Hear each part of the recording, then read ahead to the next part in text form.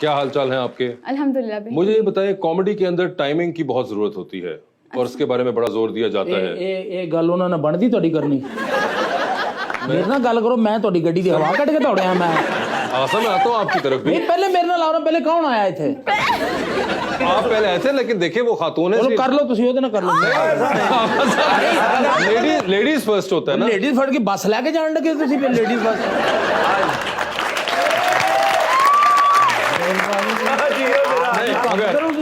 मगर अगर आपकी इजाजत हो तो मैं उनसे नहीं मेरी इजाजत नहीं पहले मेरा सवाल करो अच्छा चले ठीक है फिर मैं ਅੱਜ आपसे ਤੁਸੀਂ ਸਮਝੋ ਆਗਾ ਸਾਹਿਬ नहीं बुलाए सस बुलाई है।